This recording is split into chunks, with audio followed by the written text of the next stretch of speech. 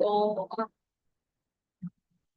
तो ये chapter number 4 है, जिसमें हम लोगों ने ये डिस्कस किया था कि हमने इस चैप्टर में सबसे पहले जो है कुछ ग्रामेटिक रूल्स पढ़े सेंटेंसेस के बारे में। जैसे हमने सिंपल सेंटेंस के बारे में पढ़ा, कंपाउंड एंड कम्प्लेक्स सेंटेंसेस के बारे में पढ़ा, और सेंटेंसेस में कॉमास कहाँ कहाँ पे प्लेस किए जाते हैं और उनके प्लेस करने की क्या रीजन होती है, वो हमने रन ऑन्स और कॉमा स्प्लाइसेस में पढ़ा। और अब ये है कि अब सेंटेंसेस किस तरह से परफॉर्म करते हैं, किस तरह से क्या रोल होता है सेंटेंसेस का हमारे ऐसे राइटिंग में, इन 3 लेसन्स में हम वो डिस्कस करेंगे। तो सबसे पहले तो हमें अपने आइडियाज को सबऑर्डिनेट करना आना चाहिए अपनी राइटिंग्स में। वो इस तरह से कि हमारे सेंटेंसेस जो है वो स्मूथ और फ्लोइंग सेंटेंसेस होने चाहिए। मीन्स हमारे सेंटेंसेस में फ्लो होना चाहिए। Compound and complex sentence use करेंगे, short and choppy sentences use नहीं करेंगे। कोशिश करेंगे कि जहाँ पर सब्जेक्ट कंपाउंड हो सकते हैं वहां पर सब्जेक्ट कंपाउंड कर लें, जहाँ पर सेंटेंस कंपाउंड हो सकता है वहां पर सेंटेंस कंपाउंड कर लें। यहाँ पर कुछ एग्जांपल्स हैं जो हमें ये तीनों प्रैक्टिसेस को दिखाएंगी कि किस तरह से शॉर्ट एंड चॉपी सेंटेंसेस को कॉम्प्लेक्स कॉम्प्लेक्स सेंटेंस में चेंज कर सकते हैं। Like Carla ran for the bus, she missed it. तो इसमें अगर हम स्टार्ट में कंजक्शन यूज कर देंगे, सेंटर में कॉमा यूज कर देंगे, तो ये कॉम्प्लेक्स सेंटेंस हो जाएगा। और अगर हम सेंटर में कंजक्शन यूज कर देंगे तो ये कंपाउंड सेंटेंस हो जाएगा। और हमें ये बात हमेशा याद रखनी है कि कंपाउंड सेंटेंस में कंजक्शन के साथ हमेशा कॉमा यूज होता है, और कम्प्लेक्स सेंटेंस सिर्फ इस कंडीशन पर कॉमा यूज करता है अगर कंजक्शन जो है स्टार्ट ऑफ द सेंटेंस होगी तो। और इसके अलावा हम यहाँ पर ये देखेंगे कि सब्जेक्ट जो है वो मस्ट हम उसको भी कंपाउंड कर सकते हैं।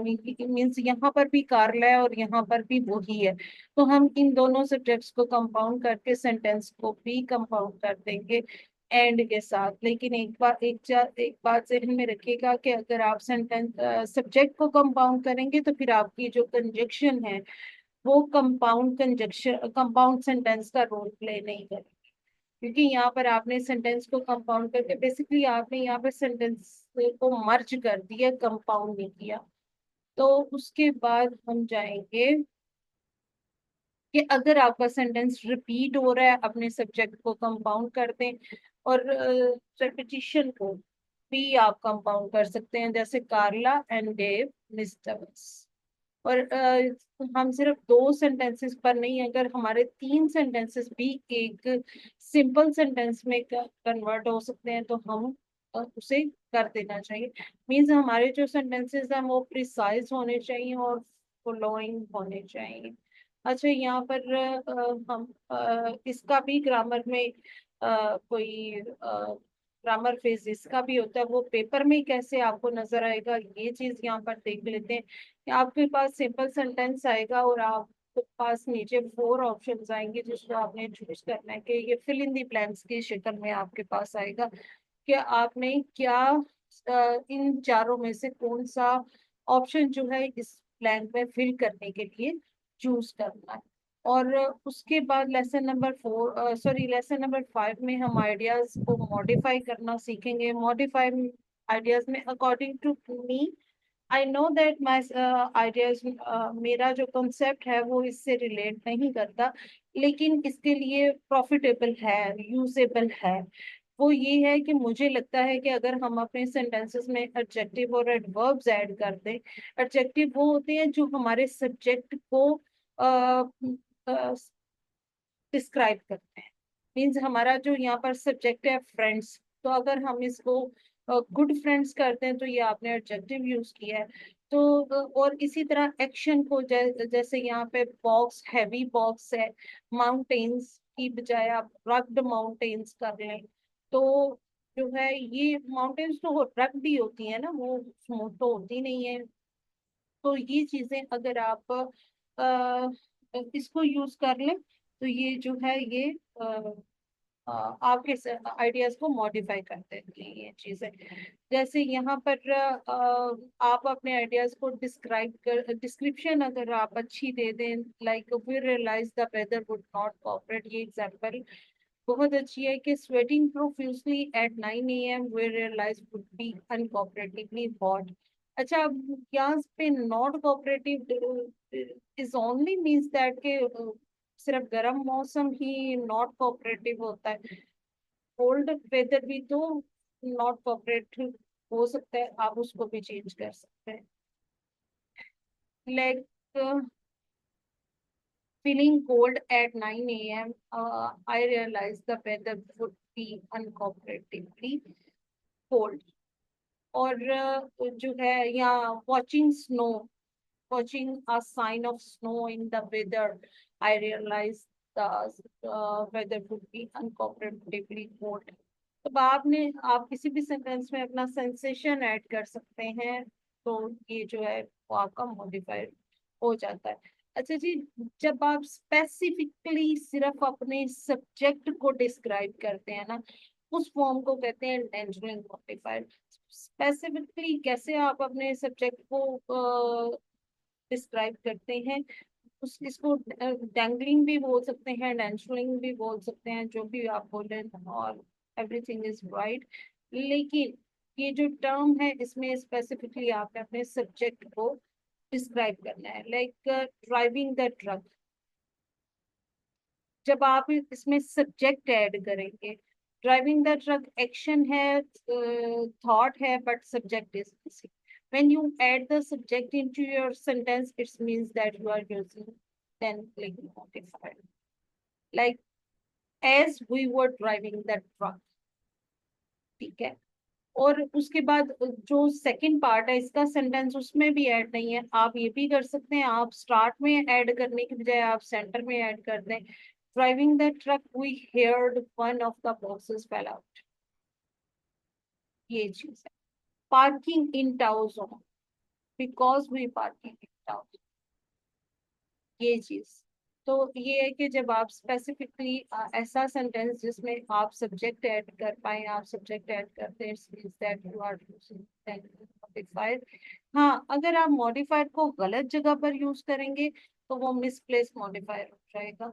हम नॉर्मली देखें, आप जिस चीज को आप सब्जेक्ट को डिस्क्राइब कर रहे हो तो सब्जेक्ट के साथ उसका मॉडिफायर लिखो, आप ऑब्जेक्ट को डिस्क्राइब कर रहे हो तो उसके साथ उसको जो है वो डिस्क्राइब करें। ठीक है, यहाँ पर लाइक एग्जांपल से आप इस चीज को ज्यादा बेहतर समझ सकते हैं। The moving van was just large enough that we rented. भाई आपने जो चीज रेंट पे ली है उसको मॉडिफायर को उसके साथ यूज करो, आप कहीं और यूज करोगे वो मिसप्लेस हो जाएगा। Moving van that we rented was just large. अब ये है पेंटिंग हैविली। कौन कर रहा है पेंटिंग हैविली, कौन कर रहा है? स्टेयर्स तो नहीं कर रही ना, आप कर रहे हैं। तो आप लिखेंगे पेंटिंग हैविली हुई posted and lugged all over furniture up to flight और स्टेयर्स। तो ये है कि मॉडिफायर का सही जगह पर यूज जो है वो बहुत जरूरी है। अच्छा, इसका इसका पेपर फेस नहीं है। ये जो प्रैक्टिस है, may be it cover your concept और क्लियर योर कॉन्सेप्ट, लेकिन इसका इस तरह के वो क्वेश्चंस पेपर में नहीं आते। ये just a concept, right sentence perfectly in your essay writing. Parallel structure. अच्छा, पैरेलल स्ट्रक्चर अक्सर हमें जब हम कोई कॉन्सेप्ट राइट कर रहे होते हैं ना, तो उसमें नॉर्मली हम लोगों को कुछ कुछ चीजें सीरीज वाइज लिखनी पड़ती हैं। जब हमें कोई सेंटेंसेस के सीरीज कुछ सेंटेंसेस सीरीज में लिखने पड़ते हैं ना, तो हम क्या करते हैं, हम कंफ्यूज हो जाते हैं, हम स्ट्रक्चर को तोड़ मरोड़ देते हैं। यहाँ पर हम लोग इस चीज को प्रैक्टिस करेंगे कि हमने अपने स्ट्रक्चर को पैरेलल रखना है, यानी इक्वल लाइंस पे रखना। अच्छा, यहाँ पर इसकी बहुत सारी फॉर्म है अपने स्ट्रक्चर को इक्वल लाइंस पे रखने की। लाइक यहाँ पर देखिए आप, Jim wants to eat less, exercise more and get more sleep. ठीक है, प्रेजेंट, प्रेजेंट एंड प्रेजेंट। अब यहाँ पर जो नॉट पैरेलल सिस्टम है उसमें आप देखिए प्रेजेंट, प्रेजेंट एंड प्रोग्रेसिव।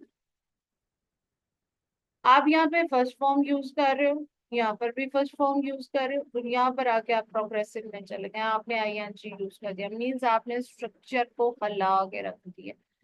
अब यहाँ पर देखिए, आपका फर्स्ट, आपने अपने फर्स्ट एक्सप्रेशन को फॉलो करना है। आपने, जब आपके सामने कोई सीरीज आएगी ना, आपने जो आपका फर्स्ट स्टेप होगा, आपने बाकी तमाम स्टेप्स में उसको फॉलो। यहाँ पर देखिए आपका एक्शन जो है वो प्रोग्रेसिव है, ठीक है। यहाँ पर आपका एक्शन प्रोग्रेसिव है, तो आपने सेकंड स्टेप में भी अपना एक्शन जो है वो प्रोग्रेसिव ही रखना है, वॉकिंग एंड स्विमिंग।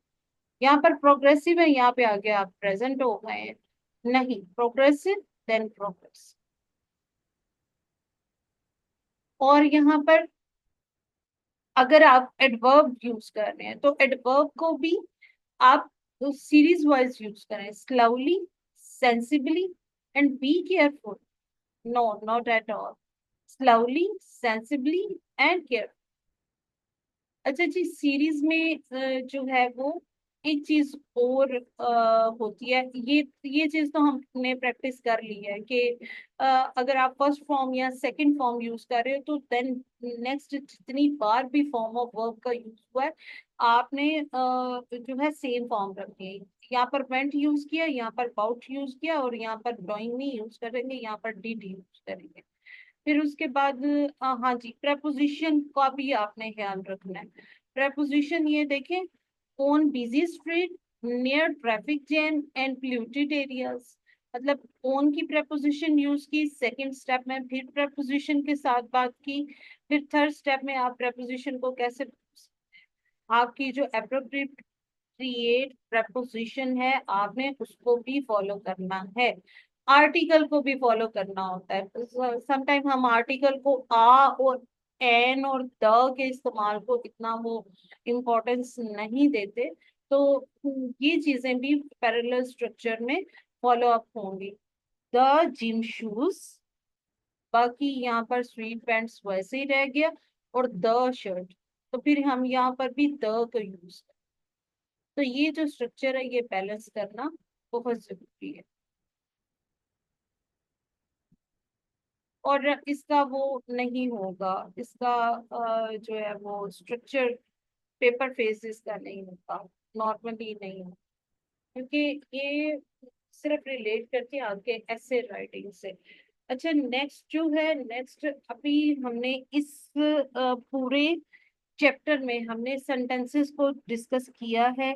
नेक्स्ट जो चैप्टर है उसमें चैप्टर नंबर 5 में हम लोग पैराग्राफ को डिस्कस करेंगे कि पैराग्राफ आपने किस तरह से ऐसे राइटिंग में मैनेज करने हैं, पैराग्राफ कितने लिखने हैं, पैराग्राफ की लेंथ क्या होगी, और पैराग्राफ का जो मैनेज आप कैसे करेंगे, और पैराग्राफ टू पैराग्राफ एक दूसरे से रिलेट कैसे करेंगे, ये कल इंशाल्लाह हम पूरा चैप्टर जो है वो कंप्लीट करेंगे। और आज के लिए मैं आप सबसे ये पूछना चाहती हूँ कि आज के इन 3 लेसन्स में कोई किसी के माइंड में कोई क्वेश्चन हो?